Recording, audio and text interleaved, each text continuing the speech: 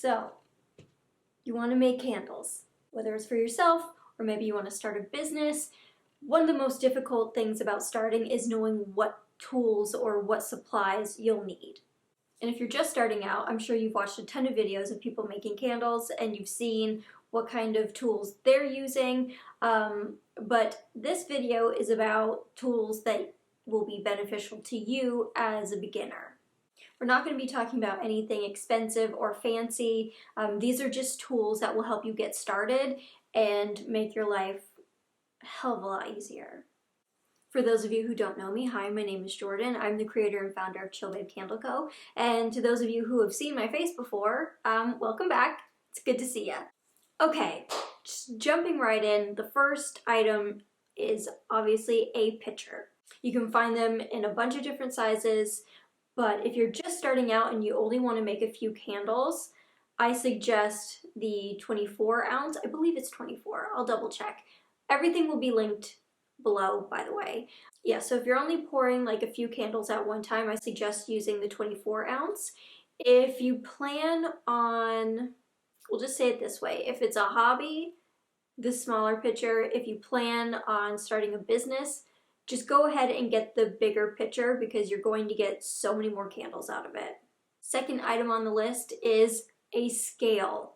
A scale is really important because you need to measure out your wax as well as your oils.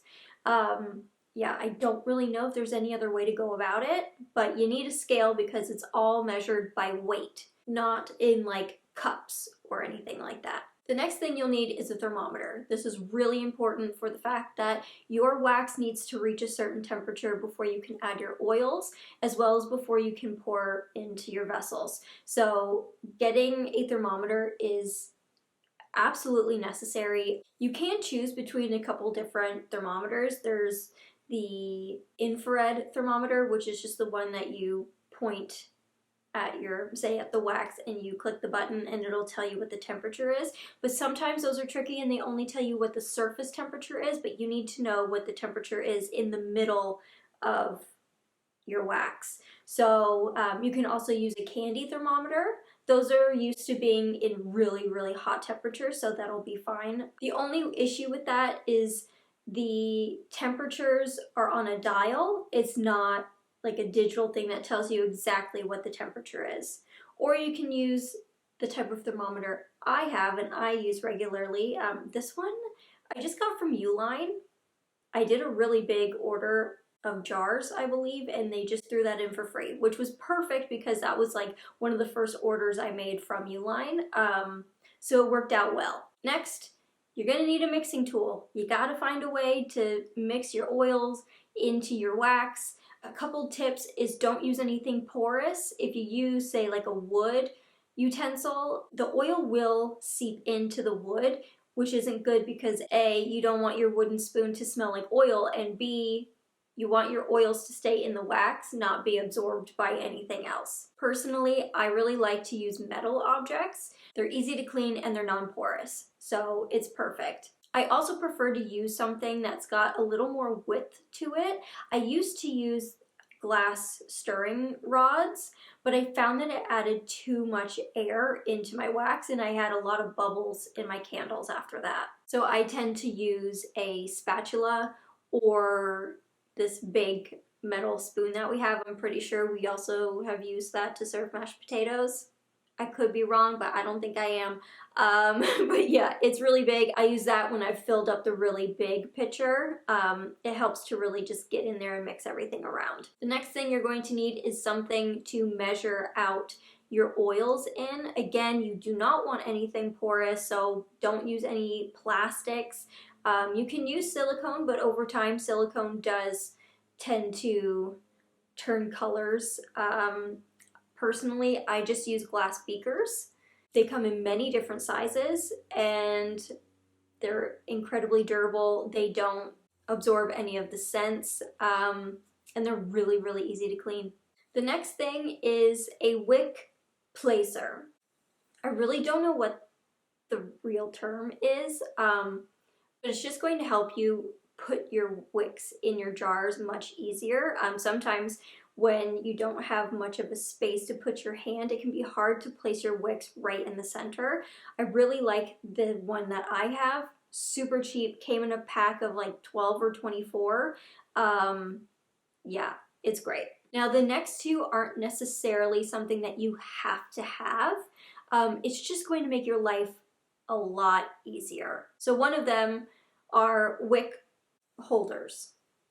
Again, I don't know the proper terminology for that, but these hold your wick in place while your candle dries. I've seen people use all sorts of things. When I first started, I had these long bamboo wooden, they look like really skinny popsicle sticks with holes in it. Honestly, it was okay in the beginning, but I tried to use one of those sticks for multiple candles, and once you move one candle, it moves all of them. It was just a really big pain, so I decided to invest in some wick clips, and those essentially just hold your wick into place. There's one per jar, and they're metal, so they're really easy to clean. And the last item on this list, which again is not necessary, you don't need it, but it has changed my life, and that is a piston funnel.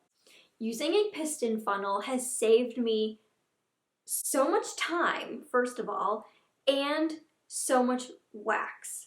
So before I had a piston funnel, I don't know what it is about me, but for the first half of the candles that I make, I can't pour them correctly and I get wax everywhere, which is a waste because if it's not in the jar and it's not staying in the or in the pitcher, I can't use it. So it's wasteful and really messy.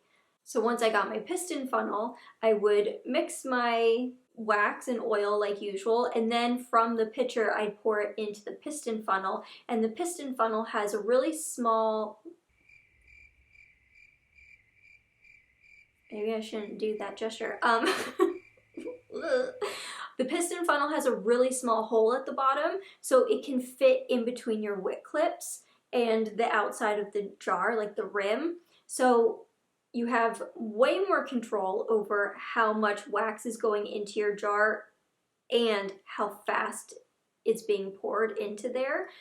So you're not overfilling and you're not spilling anything. And yeah, I think that's it. Oh no, actually, one more thing is a silicone mat. I believe they're generally used for baking, just because it keeps your pastries or whatever from sticking to the pan. It's much easier to clean, but I like to use it in my area where I'm pouring oils and wax and everything and mixing things, because once you put your mixing tool down, like even if you wipe it off, it could still have wax on it, and then it touches your counter or whatever you're making candles on, and it just is so messy that I found if I contain it within the surface area of this silicone mat, A, I'm way less messy, and B, if I am messy, it's so easy to clean up. Honestly, you just let things dry, and if you just bend the silicone, it just kind of like pops right off. So it's great. And honestly, I think that's it. I can't really think of anything that's actually necessary. I've decided not to include a wax melter or like a Presto pot or anything like that. When you're first starting out, it's really not necessary unless you plan on making this a career or like a business, then yes, I do think it's necessary. But if you're just starting out and you're only making a couple candles, the double boiler method is perfect. I will leave a link somewhere along here to my video of how to do or how to use the boiler method, double boiler method, if you haven't used it or if you don't know what it is. So go ahead and click on that link. But yeah, it's really not necessary, so I'm not including it. I can't think of anything else that's absolutely necessary, so I hope you found this video helpful. If you're not subscribed already, please feel free to do so. If you found this video helpful, feel free to share it, give it a like, all the things. And yeah, I will see you in the next one. Bye.